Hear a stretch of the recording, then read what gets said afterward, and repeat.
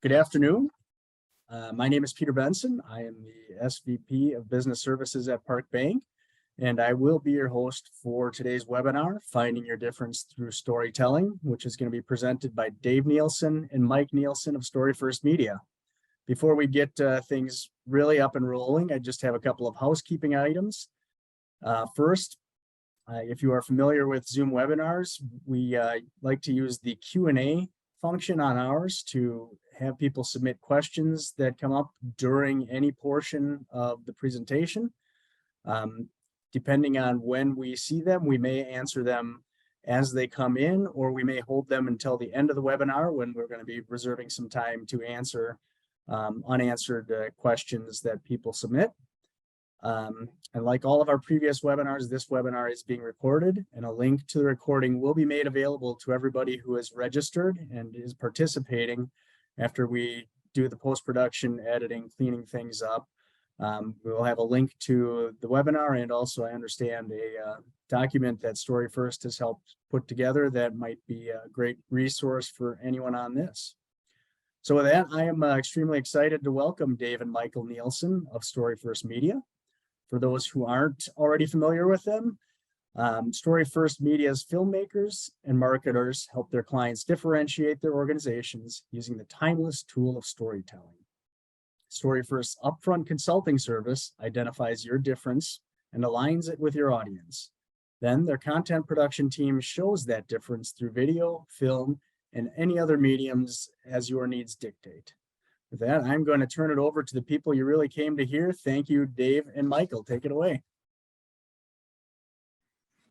Hey, everybody. Thanks for joining us today. We're looking forward to sharing with you today. Peter's introduction kind of gives you the overview of who we are. Without a doubt, we're dedicated, as our name implies, to story as being the driving force of what we bring to being able to help people better effectively communicate with their audiences. And today really is just going to be a focus on some of the fundamentals and foundations of what makes storytelling work well. This shot here just kind of gives you a sense of who we are when we're not doing our client work. We also do film projects, but generally speaking, a lot of these fine folks are the same folks that would be working on our client work as well. So I'm going to let Michael kind of take the early lead on this, but after I talk a little bit about this point here, and that's really about the idea of, I know we're probably all very familiar with the idea of finding your why and Simon Sinek's, approach to that the compelling higher purpose that inspires us and acts as the source of all who we are and what we do. But the important part about that is about what we do, I think. And that's sometimes where we've found a scenario where we feel kind of frustrated with the idea of people finding their why, because it oftentimes is where everything stops. And ultimately, brands, either succeed or fail based upon our actions and how we actually live our brand. And that's where story can really be an asset to us and helping us understand how we need to act to be able to live our brand, both as the leaders of an organization, but also how we can actually guide the people who actually are on the front lines of what we're trying to achieve, particularly in the world of nonprofits. So actions ultimately are what are going to define and differentiate you. So that's in a world where we're all basically dealing with the challenges of differentiating ourselves from other people that are serving similar needs, or just the general, overall marketplace of nonprofits, Madison in particular being a community with a lot of nonprofits, there's a lot of competition for dollars. So I think it's always important for us to be able to differentiate ourselves and really kind of define who we are, and then be able to live that in a way that people are going to always see it and really connect with us. So and it's not entirely just to round that idea out. Storytelling, I come from a filmmaking background, and storytelling in a lot of ways is about saying things without actually saying them. If you're saying the message of the movie out loud through the voice of one of your characters, it's on the nose, it's cringe inducing, the audience doesn't like it, it feels spoon-fed. The idea of storytelling, the thrill and enjoyment for an audience in storytelling is being able to connect the things themselves and figure out what's going on, not having it spoon-fed to them. So as Dave's talking about, actions are the differentiators, both for characters in film and television and novels, and they're also the differentiators for brands and organizations and nonprofits.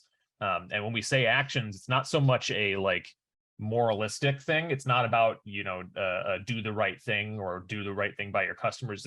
We're not talking about that. We're meaning it in a story sense of, if you couldn't say the message out loud to your audience, what actions would you perform to say it without saying it? If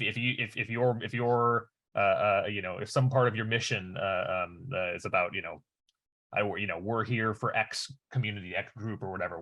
If you couldn't say it out loud, what would you do to demonstrate that so that your audience would hear that message without you actually saying it? So this is just one of our, one of the most clear ways it's ever been spoken in American film. It's not who I am underneath, but what I do that defines me. From Batman Begins. It's dead on. So yeah, a lot of the stuff we're going to be spending time on today, believe it or not, comes from research that the research arm of the Defense Department actually did about 2011 or so into the effects of narrative on the brain. Because we're talking about, even though I've got a background in film and screenwriting and whatnot, what we're talking about today is purpose-driven storytelling. We're telling stories not just to entertain people, but we're telling stories because we have some hope that we're going to influence somebody. We're going to make somebody want to donate, make someone want to volunteer, contribute, buy something. And that's what the Defense Department had in their mind as well when they put the first large sum of money towards studying this in an actual empirical, systematic way. Up until the time of this research, all we ever had on storytelling was artist intuition largely. And that was really strong for us artists. And we were proven right by a lot of the DARPA research, believe it or not, but we never actually had the research to show that we were right. So, just to go into some of this basic stuff about storytelling and why it matters so much and why it's safe to invest a lot of time getting really good at it, is that it is the oldest form of communication that we have as humans. We have been telling oral stories since before the earliest cave paintings. I mean, some people say it goes back about 200,000 years. So far that evolution has actually hardwired our brains to think in story terms. One of the major takeaways from the DARPA research in 2011 was the idea that there's this thing called a neural story net, is the phrase that the researchers use, where it's a physical part of the brain that actually takes the raw sensory input from our five senses and interprets them in story terms so that we know how to function in the world. So, there's a lot of things, if you're sitting in your office or in your home office right now and you're listening to this, there's a lot of things that your five senses are picking up that you aren't going to consciously register. You're not going to actually think about the temperature in the room unless it's actively too hot or too cold. You're not going to actively think about what the air smells like unless there's something that smells bad or particularly good. These things get filtered out by what these researchers refer to as the neural story net, which it's the part of the brain that takes that raw sensory information and in order to make sense of things, actually tells you this isn't worth paying attention, this isn't worth paying attention to, but this thing that your senses are picking up, this is worth thinking about, worth noticing what's going on. And what the researchers found is the brain's criteria for filtering things out is story terms. It's about characters and motivation and obstacles and problems and what you need to do to overcome them. These are all story terms.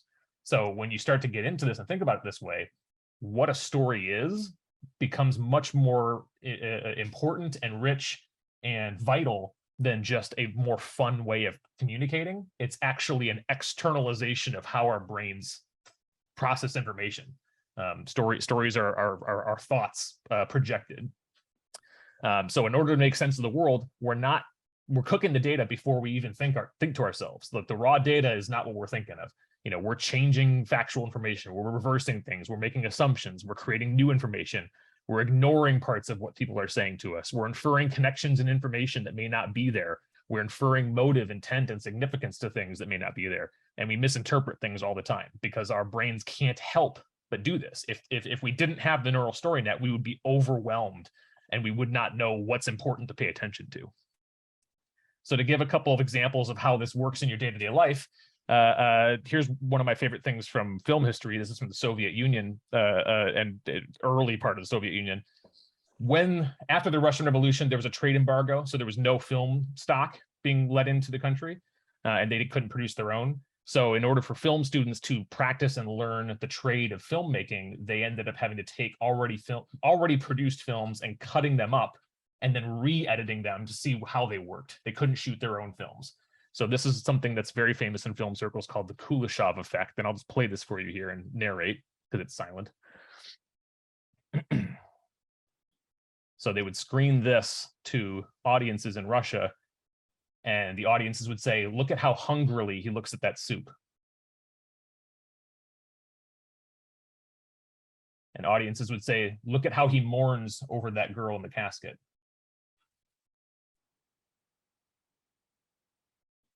And audiences would say, look at how he lusts after that woman on the couch. You're in the year 2022, so you're getting the joke before they did. It's the same face every time. What's happening here is the filmmakers, the editors are preying on our own minds, the audience's mind, and need to infer a connection between two unrelated things. We see a shot of soup or a shot of some other kind of delicious looking food, and then we show a face next to it, and our brains can't help but think there's a connection. Oh, he must be looking at the food and thinking he wants it. Hunger, create that third idea of hunger between those two shots. This is used by cinema and all other mediums to this day. A lot of creators do it, don't even know that they're doing it, but this is what happens. This is the magic of editing.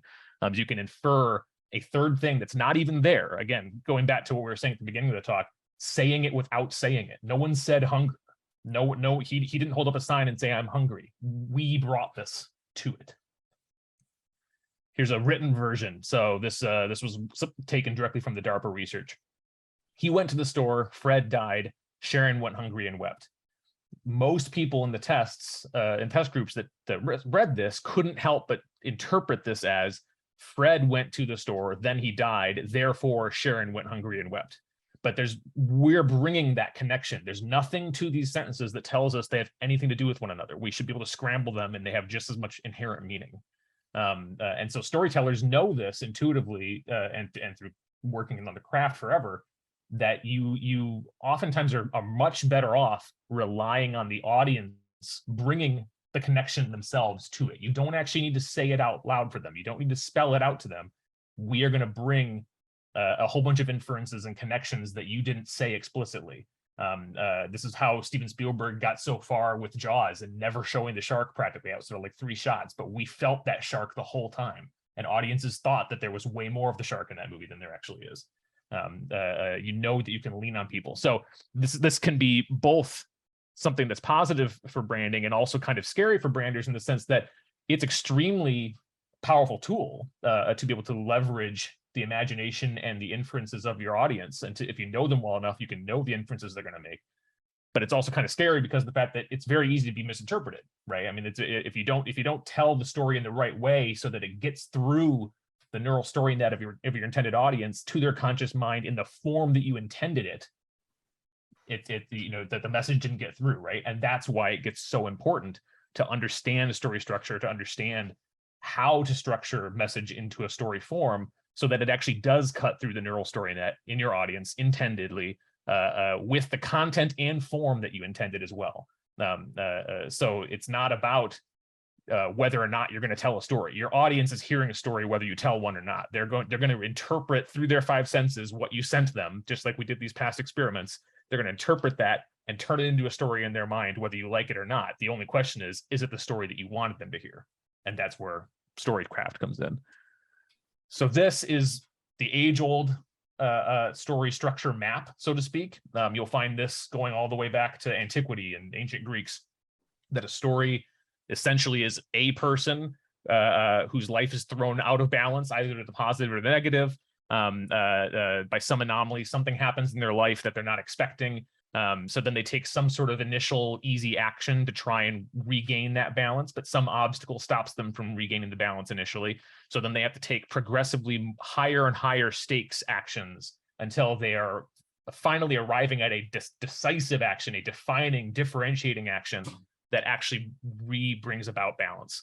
And that defining action is the thing that we focus on as storytellers, because that's largely where you put the moral of the story or the message of the company, or what your statement about the world is, whatever that defining action is that actually brings about balance.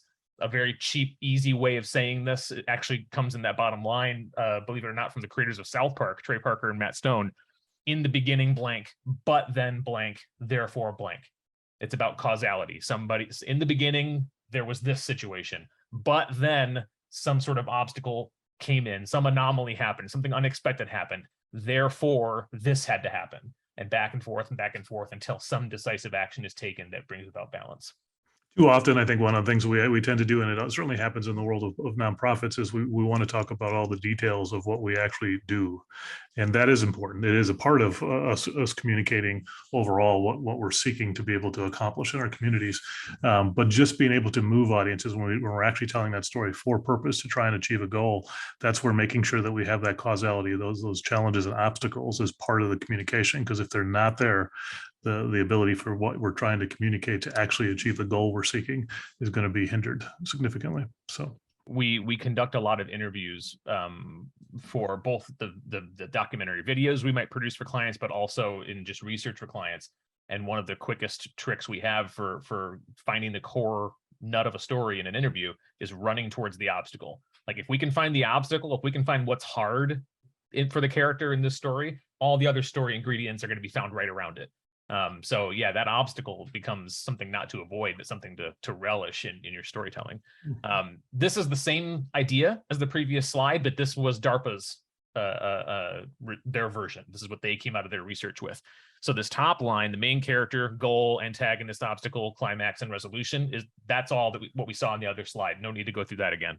What they added was there's an audience, there's a motive that the audience has, and a value at stake, another way of saying it. And then a climax character, which is the character in the story that has the power to bring about that resolution. So it may not be the main character, it might be somebody else, but somebody in the story has the ability to make that decisive action in the climax that brings about balance. Those two pieces, the motive and the climax character, getting those right, the DARPA researchers found that those two were the most important things to get right in order to actually tell a story that influenced an audience to not only behave differently by donating or contributing or volunteering, but also memory retention. They would check back with these test groups, 3 months, 6 months, 12 months down the line and test them on what they remembered from the stories. And the memory retention was so much higher if you got those two pieces right. If you got the motive match of the audience to the main character, and if you got the climax character and the decisive action they take to bring about balance, if you got those right, that those were the real metrics to show an effective story, and that it cut through the audience's neural story net and they remembered it. So here's just to give an example of what Dave was talking about. These are 3 random construction companies in Wisconsin listing some of their capabilities and their promises on their websites, and they don't really say what makes them different, why you would choose company 3 over company 1. Because I'm sure company 1 would do custom design if you asked them. They just didn't lead with it on their website, and vice versa. Phrases like "we value our clients" or "offer on-time delivery" obviously ring kind of hollow, because it's like that's the bare minimum. You would hope it's on time. You would hope all these things, and they're just saying these things as opposed to demonstrating them through action, which, as we've established, is more powerful in cutting through to people rather than trying to spoon feed it to them. So the thing we try and figure out with our clients as quickly as we can is bring a little bit of screenwriting practice to it, and we try to define their controlling idea. This comes from the screenwriting author Robert McKee, and it's a way of differentiating characters and stories so that you as the writer know how to write them.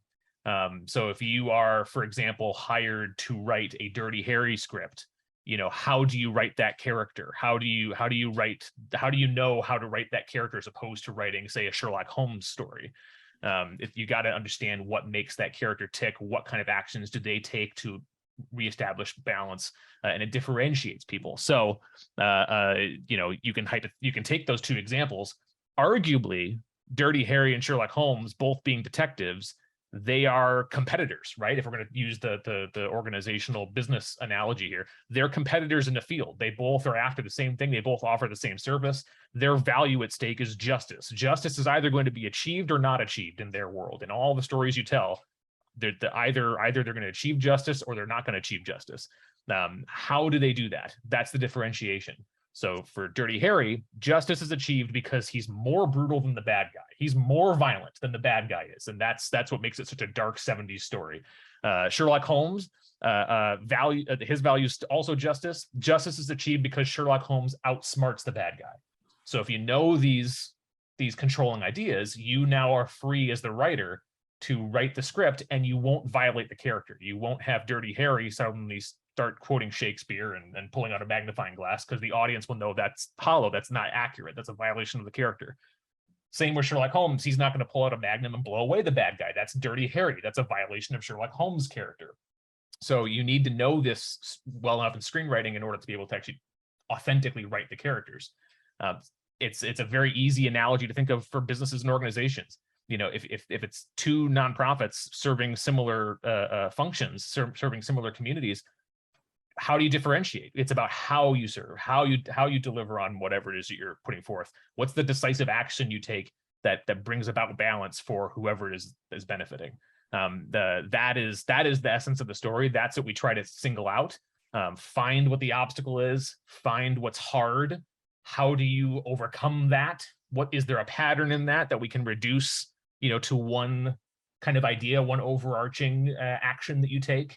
That all the little actions add up to, and then can we demonstrate that in your content just through action, without saying it out loud, without making it a "we offer on-time delivery" slogan? Like, can we demonstrate this idea without saying right? And I think that the real value in this is not only does it help us effectively tell that individual story that we might be trying to tell, but I think when we think about it from the actual organizational perspective, from a nonprofit's perspective, or in a business as well, it's really the idea that now, as understanding that character in that simple form, you have a general sense of how that character should act, and the value in an organization is that whether it's staff, or whether it's volunteers or other stakeholders, them being able to see exactly how we should act to bring our brand to life, or bring our story to life, becomes really, really powerful. So that each interaction that your audiences have with you as an entity continues to reinforce and bring that alive for people, so they continue to have that sense of why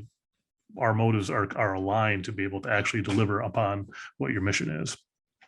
So we're going to give you a few client examples here. This one is for Prairie Music and Arts in Sun Prairie. So when they came to us, everyone, as we established earlier, we're all telling ourselves stories in our minds, whether it's individually or as an organization. We're all telling ourselves stories to begin with at all times. So here's the story PMA was telling itself at the time we came in. PMA, they were the main character. Their motive was to bring the arts to the kids. That for years they've been doing this. They largely hosted not only music but theater and performance of other kinds, dance courses, where they would bring kids to their facility in Sun Prairie and bring in credentialed instructors to bring the arts to these kids and give these kids some arts exposure. The thing standing in their way to bringing arts to kids is the access is relatively limited. Like, it costs money to run this stuff, so it can't be free for people. Primary revenue stream is tuition, and the COVID-19 pandemic really screwed them up, obviously, because you could no longer bring these kids into the facility. So they were left with not really having answers to what is our action we take to solve this problem, what is the resolution for these kids. We didn't find the solution for them, but they found the solution for themselves and brought us on to help tell that story for them. And so here's where we have them today. The stories they tell through their content now is that the main character is no longer them. We move them down to the climax character. And this is kind of a quick rule of thumb that 9 times out of 10, you're going to do immediately. You're going to move the organization away from the main character and move it down to the climax character role. Because the organization, in the stories we're telling for influence and for a purpose, we want the organization to have the power to bring about that balanced resolution. So the main character is their audience, partner organizations. So they're no longer able, or during the pandemic, they weren't able to bring students in. They had to go to the students, and they wanted to take that pivot and continue it forward and see if we can actually bring the arts to all kids. So partner organizations, their motive as the partner organizations like the Boys and Girls Club or YMCA, these kinds of organizations, to help children flourish through activities. The thing standing in these partner organizations' way is access is also limited. Glorified volunteer camp counselors are a lot of the times the only people you can get to do these sorts of things. You can't usually get credentialed instructors from a university to come by and try and teach about the arts. Pressure on kids to perform. It's a bit of a different thing when you're trying to touch all kids with the arts. It's not only the kids who are really into it and are going to be concert violinists. It's just kids who need some exposure to the arts in general for their life. And the kids can't travel easily always, right? Depending on the communities we're talking to, not everyone starts at the same place. So how are we going to reach all these kids? Well, the solution is Prairie Music and Arts can be the arts component to these partner organizations. So Prairie Music and Arts is telling a story now where they solve the problem that partner organizations have helping children flourish through these activities. So the kind of move that we made here is one that we'll make in the next example too, and that we try to make with most organizations is how can we position the organization to solve the problem for the audience by putting the audience in the main character spot. The audience is encountering some obstacle, and your organization is here with a decisive action that differentiates you in your ability to solve the problem for them and bring about a resolution. So the controlling idea we ended up coming up with for them, through which all content gets created, is we distribute a quality arts exposure so every child flourishes. So the value at stake here is every child flourishing. So that's you're either going to achieve or not achieve that. That's kind of the test for a value at stake. You can either achieve it or lose. So we're trying to achieve the idea of every child flourishing. How do we do that? By distributing a quality arts exposure. That idea of distribution, that we're going to bring it to you, you're not coming to us, and we're going to try and bring it everywhere. And quality, that we're not just making, pipe cleaner animals here. We're actually bringing certified instructors to help bring a quality arts exposure to every child, so every child flourishes. Here's another example, Rise Wisconsin, helping community and family thrive. Dave, do you want to introduce what this organization does for people if they're not aware of it?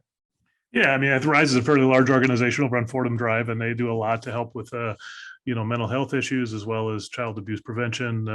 Basically providing respite care for families and that, allowing people to have some relief in things for their needs. So a variety of needs, but been around for quite some time, doing a lot of good in Madison. Great. So when they came to us, here's the story they were telling themselves. In their minds, they're the main character, right? What they're after day to day is they're trying to provide relief for families that are suffering some form of dysfunction. And as Dave emphasized, there's multiple different kinds of dysfunction that they help families through. The antagonists are obstacles standing in their way, in Rise's way. Very few knew what Rise did. They knew generally what Rise was around for. They knew some of the organizations that were around before Rise that kind of came together to create Rise. But it was hard because not everyone knew Rise and immediately knew what they did. Their work is done behind the scenes. You can't easily explain the impact quickly either. They make a tremendous impact, but it sometimes takes a while to explain the chain of events and how you see that come out. So they don't have an answer off the hand to who exactly brings about balance through some decisive action. So we started telling a story where large and small donors are the main character. That's who they actually want to take some sort of action and behave differently. So we're going to tell the story to that audience. What motivates the large and small donors to feel their contribution make an impact, right? More often than not, if we're donating, we want to see some sort of impact. What stands in their way? Competition for donor dollars. There's a lot of organizations that want that money. Inability to provide everything a family needs through one organization, right? If you give money to this organization over here, there's probably some other need that some families have that isn't being touched because that money didn't go to that organization. So what can we do to solve these problems for the large and small donors? Well, Rise Wisconsin can combine the efforts of 4 complementary organizations to be there for families. So the history story we ended up telling was about how these 4 organizations put aside their rivalries, so to speak. They didn't have an explicit one, but just by nature of the competition for nonprofit dollars. And they were serving similar communities. They put those aside and came together to form Rise Wisconsin. So we're going to tell that story about how Rise innovates in that way, and large and small donors can now be confident that they will feel that contribution, that they make an impact on people and families, because RISE is able to serve multiple different needs of multiple different families, because they individually they're greater than the sum. The four of them coming together is better for families than them separate. So those barriers are removed, and they can do whatever they need for these families purely by their presence, which is the controlling idea that we came up with. RISE provides relief for families through their presence. So we ended up creating a video. It's like 6 minutes long, for telling their history, and talking about how these four organizations came together and how RISE today really ultimately provides that relief. And that's the value at stake. That's what you can either achieve or not achieve. Can you provide that relief to these families suffering dysfunction through your presence alone, through just being there, through having home visits, through having activities for kids, through having any number of things? And RISE can do that. And so that's the story we ended up telling, and all the content goes through that controlling idea. And again, I think it gets back to some of those things again about the actions in which the actual people within the organizations can provide, when they're thinking about, how do they best serve their clients? It truly is rooted in their presence, them being there. A lot of their care is them going to the people that they serve. They truly are there. And it's not just a case of, being there as an online service or anything of that nature. They go out of their way to literally be a presence in people's lives. And so now for a couple of quick video examples, here's a couple of 15-second TV spots we did many years ago for Friends of Central Sands, which was an organization that was advocating for Wisconsin's waters, which were dissipating due to excessive irrigation. And so we were charged with creating these 15-second TV spots along with a short documentary that articulates this threat to Wisconsin's waters, again, with minimal to no dialogue, trying to communicate this through action alone, not through just speaking at people, because it's more compelling. So here's one, I'll play it for you.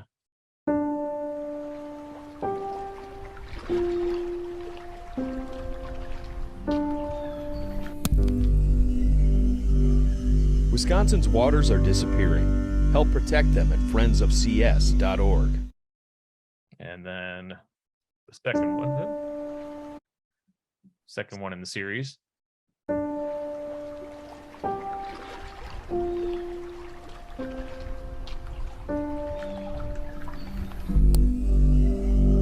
Wisconsin's waters are disappearing. Help protect them at friendsofcs.org. So again, there is voiceover at the end, but you largely get the idea just through the actions alone, and that was the goal with that.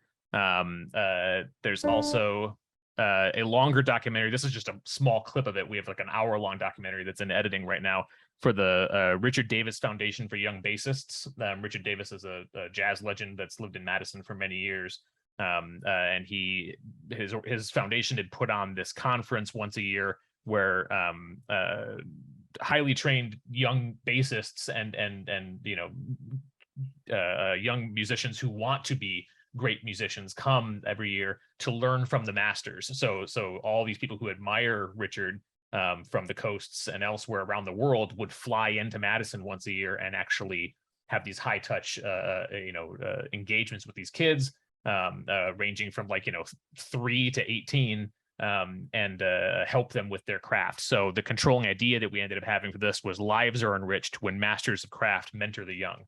So everything in this 60 minutes has to be communicating that idea. We if we're holding ourselves to that, we won't trail off in some other interesting but irrelevant tangential thing. We will stay focused so that the audience, again, hears our story, here's our message in the way we intended it. They're not going to misinterpret it. So this is just a short clip of that. Sir Richard. Yeah.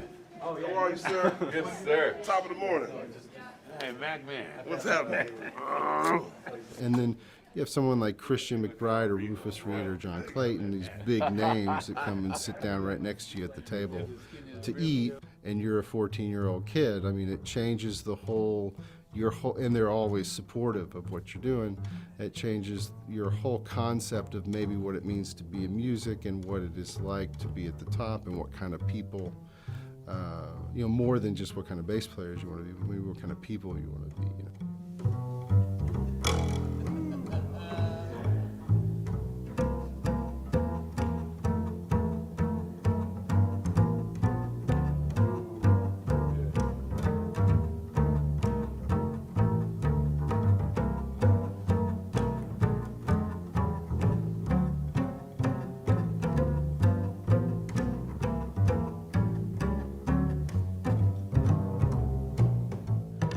Well, all these people here are masters. You can't help but learn, and I'm here ostensibly as a instructor, but I'm also a student as well. I get to sit in the classroom and Diana Gannett or David Murray or any of these great players start talking about bass techniques or bass concepts. I'm listening. I don't want to pitch in my 5 cents. I want to get some tips. Here I'm seeing students with big smiles on their faces and big question marks on their foreheads. So they're kind of wondering, how do I do that? And what should I do? And to see those eyes get wide and go, whoa, I want to try that too. It's fulfilling beyond words. It's exciting. So that goes on for 60 minutes, but the idea there is in a span of 60 minutes, you have ample opportunity to potentially go off topic and ramble on about something else that is cool to you as the organization, but it's not actually on topic. And our goal again with storytelling is to cut through that neural story net with our audience, make sure that they hear the story as we intended it, interpret it the way we meant it, and actually hopefully behave differently because of how the story impacted them. A controlling idea is just an idea. It's not a slogan. So getting the exact words right all the time is not really the point. You do want to iterate, but you can say it any way you want as long as the ingredients are all there. So to use the Dirty Harry one, which is the second one down here, justice is achieved because Dirty Harry's more brutal than the bad guy. You can also say justice is achieved because Dirty Harry out brutalizes the bad guy, or justice is achieved because Dirty Harry's tougher than the bad guy, or is more violent than the bad guy. These are all saying the same thing. It's just about articulating an idea. So an organization, communities thrive when neighbors become friends. Communities thrive when you treat neighbors as friends. Communities thrive when we treat clients as friends. Communities thrive when I become friends with my neighbors. These are all ways of saying the exact same idea. So the controlling idea, though you iterate and try and get the right words down because it's clarifying, it's not the same thing as a slogan. We just need to get the idea right. Get the character that takes the decisive action. What is that decisive action, and what is the value at stake? Get those three things right, and however you say it, whatever's best for you or the audience you're talking to is going to be just as powerful. So it's the ultimate tool to make decisions on how to act and what goes into your story and to guide your story. Ultimately, can it have value beyond that in the way that you actually just communicate what you do, kind of almost be that elevator thing? Yes, it can, but that's when you want to realize that it's less about the exact words and just making sure that people can feel comfortable putting it in their own words, but as long as the idea is there and that the value is still consistent. Right. It's a tool for the storyteller. So yeah, and the great thing about this, we won't go too much into this here today because just for time's sake, but once you have a controlling idea down, and as the organization, you're looking at it and it strikes you like you're looking in a mirror, which is the true test, the organization sees that phrase and goes, that's us. I mean, that's correct. We wouldn't phrase it another way. If you feel that way, then you can start putting together what we call EDP columns, which are encouraged behaviors, discouraged behaviors, and more possibilities. And we do this for clients where it's now not so much about content production, but it's actually about how do you act out your story in life as the organization. And some of these things are obvious. Like you start adding things to these columns, like if we believe that communities thrive when neighbors become friends. If that's an idea about the world that we believed, it's obvious that some behavior that's encouraged is, things that would be like treating your friends. So like, there's a number of things that, depending on the organization, you can put into that. But what most clients find most enlightening is going through the discouraged, because naturally most of us as organizations and as people, we don't like to take things off the table as possibilities, but those can actually be the most defining traits about us. We don't do that. We do all these things, but we don't do this thing, because that would be a violation of our character. If I'm Dirty Harry, I'm not pulling out that magnifying glass. I'm not quoting Shakespeare. So I put that in my discouraged behavior list. And so we end up going through that with clients as well. And it can be a tool for finding the right stories to tell in your content as well. You'll come up with things, behaviors that you're already doing that you might not be thinking of as content or as a potential inspiration for content, purely because you haven't put them through a process like this. And the document that we said we'd provide after this will give you more insights into the controlling idea and how you can kind of help find it on your own if you want to. Great point. Yep. So in conclusion here, and then we can turn to any possible Q&As there might be. These are, our 3 ideas that we're hoping we communicated here to you guys today. Number 1, that stories are not really a choice. We talk about stories as though it's one way of talking. It's not really about that. Stories are what happen in our brains, all of us, all the time, taking in the 5 senses and then cooking the data ourselves in our brain unconsciously. So it's not a matter of, are you telling a story or aren't you? Your audience is hearing a story regardless. So the only question for you is, do I put my message into story form, story terms strong enough that it cuts through their neural story net and they hear it in the form I intended? Stories are about matching motives. That's the key piece that DARPA found in their research that really impacts the power of a purpose-driven story, not just a story to entertain someone like a movie, but a story to actually make someone think differently, behave differently, contribute, volunteer, want to go out and take action. Is, can I match the motives of the main character in the story to the audience, and then show how we bring about balance through that? And stories differentiate. They're the ultimate tool for differentiation. You take, we've done a ton of work for construction companies, as we were showing earlier with some of those examples from websites. They all deliver largely the same services. So all the stories, it's pretty pure storytelling in that sense, because they don't have some like widget that they offer that's different than their competitors. It's all about how they deliver on those promises to their clients. And so that's really what people will emotionally feel when they engage a well-told story from a company is I want to go with this one because it makes me, I can tell that one's different. This is different. This is, even if their capabilities are the same, this one's different. This one's really got me. And as we all know through marketing research, you make that emotional decision first, and then you rationalize it afterwards with the data. It's not the data that actually convinced you, it's the story. So yeah, with that, we can open the floor to question and answer, but I'll mute myself here. Sorry, let me try that again. I got one of the buttons, but not 2. Thank you, Dave and Michael. That was that felt like a lot of information for me as a non-storyteller, numbers-based banker. It gave me, and I hope a lot of other people out there in the audience, some things to think about while we wait for some Q&A to come in.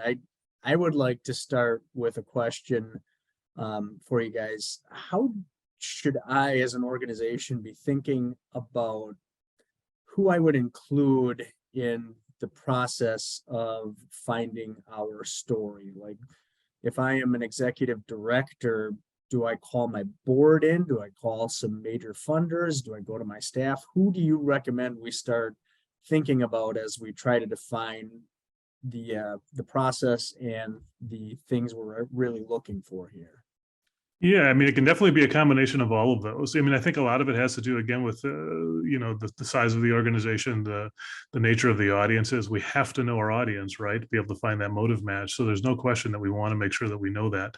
Oftentimes, you do know a lot of those things. And through our process, we can extract a lot of that from what you already know intrinsically from serving your audience every day. So that's true for a nonprofit. It's true for a bank or a lot of entities. You really do, in many cases, cases understand your audience better than you might think. It's just a case of drawing that out, and that's part of the process of what we do. But yeah, I definitely, you definitely want to have the people that are ultimately the decision makers that are going to be able to say, yes, this is how we want to tell our story, or we don't want to. There's always somebody that plays in that role, but we definitely want to make sure that it resonates with the people that we're trying to actually reach as well. So we want to, in one form or another, make sure that the audience is engaged in the process if they can be. Excellent, thank you. As I was, I'm gonna monopolize time because I don't see any questions that have come in yet, and I have some questions. Thinking as a board member of a local nonprofit, you know, you guys showed examples where there were maybe 2 or 3 obstacles. What do we do if we feel like we have 6 or 7? Do we kind of naturally define or refine what the biggest ones are? Like, how do we sift and winnow and get to the key or the core ones through any kind of process? So when we work with a client, we will actively put that grid up with them, and we will use it as a tool to interview them, and we'll add stuff to it as we talk to them so they can see our work as we go. It's very transparent in that sense, but what it becomes is a whole mess of text. Like, it becomes almost unreadable at a certain point. Like, most organizations have 20 things that we'll put in that obstacle category when we start. And then what we do is, through the process of iteration and you know, combining words that sort of mean the same thing or speaking to a similar, you know, concern or whatever, depending on the audience we decide we're talking to. You know, maybe if we decide, okay, you've got 3 audiences you're wanting to talk to, but really you're talking to this one more so than the other 2. That means we can eliminate some of those obstacles that we're going towards those other 2 in the storytelling. You end up just kind of over time reducing it like a sauce, you know, like you bring it down to its essence. You know, what these 10 concerns really are all speaking to is this one overarching thing right here. And those 10 smaller ways are ways of expressing that big idea. And so it's really just a process of spending enough time. We usually will do like 2, at least a minimum of 2 90-minute sessions with our clients, and go through that process with them, again, live on screen, so that they can see it as we do it. And there's ample opportunity to say we're off track or something along the way.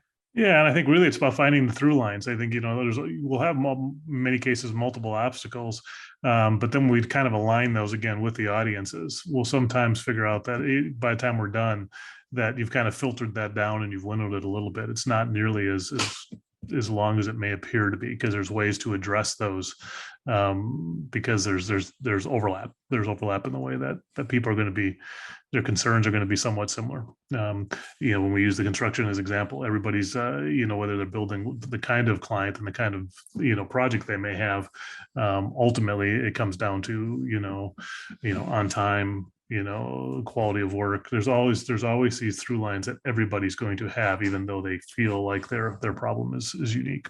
So thank you. Christine has a question.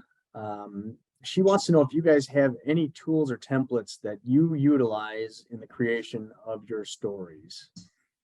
Yes, I mean, some of that will come in that document we're talking about related to this. Yes, so that'll be able to give you a little bit of a sense of that. And then, yes, depending upon the nature of what they're actually, the problems they're trying to solve, we might have additional ones that we could provide. But I think the main one that we're going to give you related to the controlling idea, it also, like as Michael said, it goes into another layer of that, and basically defining the actions, the encourage actions, you know, to discourage actions, you know, and then the other possibilities of ways you might be able to live out or act in a way that would communicate what your story is what that helps you define. But I'll also just throw out there to harken back to when we talked about the buts and therefores, where in the beginning blank, but then blank, therefore blank. That is the simplest, the closest thing to a you know, a game version of storytelling that we've ever found, where you can take any storytelling you're telling, whether it's, you know, copy on a website or a video or anything. Most people, if they're not thinking about it a lot, our tendency is to go into and then storytelling. So we just do this happened and then this happened and then this happened and then this happened, and there's no shape to it. Whereas if you just start replacing all the and thens with but or therefore, you immediately start forcing the story into a coherent story structure where, but there's a problem, therefore we took this action to counteract it, but then this happened, therefore we had to do this. Just doing that alone takes you like 80% of the way there. Really, that's pretty powerful. Thanks for sharing. Yeah, I mean, I think that's really what part of the goal is, that we actually have, you know, some simple tools. I think the idea of why we focus on some of these foundational things is that the idea of what we tend to do, and you'll see in a lot of cases, you know, you start Googling things about, you know, telling your story, and you'll find 30 different things they tell you to be thinking about. And yes, are there a lot of different nuanced things that you can do to refine your, you know, your skills and be able to tell your story effectively? Absolutely. But if you can find some of these fundamental things and focusing on the idea that there has to be an obstacle or there has to be a turn in your story, and that's what that tool that Michael's is referencing, you know, that Trey Parker and Matt Stone did from South Park, it really allows us to simplify it, because you're fundamentally just saying, it calls out and focuses us on what was the obstacle. And if you think about it in our own personal lives, when we get home after work and we got to tell our wife or our spouse, you know, something that happened in our day, that's what we're doing. You know, we're automatically focusing on that thing, that turn in our day that made something interesting happen that you wanted to share. So, well, thank you. Yeah, simple, especially for me, that's much better. Yeah, exactly. For all of us, quite frankly. And the good thing to keep in mind there too is that, you know, we're kind of showing all the stuff under the hood here today a little bit. But the great thing about this process is, if you just run it, if you just know how to run the process, you really, it doesn't feel like you're working hard. It doesn't feel like you're actually having to speak a different language or dance a dance or something. It all filters itself very easily right in front of you, which is why we put it up on a screen for our clients when we do it, because it makes itself. You know, it's you just have to have some, you know, a pilot that knows how to fly the plane. That's it. But the plane itself knows what it's doing. Okay. Well, that's good, and that's encouraging, especially thinking as a board member. You know, you're going to have a lot of people with maybe other time constraints and not a lot of knowledge of what you're actually doing, probably participating in the process. So that's super helpful. I have one, hopefully, final question for you. Where do you see organizations who go through this process and implement it most often miss the mark in the implementation, or most often maybe fall off of the trail in that implementation? I'm thinking of transmitting this down to volunteers who do 80% of your work or things like that. Where do agencies need to look to maybe tighten things up if they've gone through this process and now are going live? Yeah, I think there's a couple different things, but one of the main things is obviously focus. I mean, stories are most effective when we focus them on a particular audience, and then we make sure that that motive is aligned to that specific audience. So when I think about it from a nonprofit perspective, you know, if one of you, or maybe from a development perspective for a nonprofit, if you're seeking out foundations or large donors, that may be very different than somebody you're seeking for the small donors that you may be doing at an event or things of that nature. The things they're going to look for, what's going to matter to them is going to be, you know, quite different. So we need to take the time to make sure that, you know, the story, while there's going to be a consistency through it, because obviously you're still solving the same problem, you're really making sure that you're aligning the way you tell that story to that specific motive of that audience, and those differences. So yeah, I think focus is a really key thing in the process. I know Michael was going to add something else there. Well, yeah, and to tack onto that, you know, same thing for internal versus external. I mean, for recruiting volunteers, you know, volunteers have a different motive than a large donor does. You know, what actually guides them in their decision making. So you to tell a unique story to them. And when we're talking about telling different stories to each audience, we're not talking about non-complementary stories. We're not saying, you know, you're telling one story to one audience, but a totally different story to these other people that has a different value at stake and all that. No, it's just about understanding and respecting that each audience is motivated by somewhat different things. And so having to, you know, don't make the audience that is motivated by, you know, seeing their dollars be well spent, sit through a whole lengthy video that never addresses that. You know, if they're motivated primarily by that, let's hit them with that right away.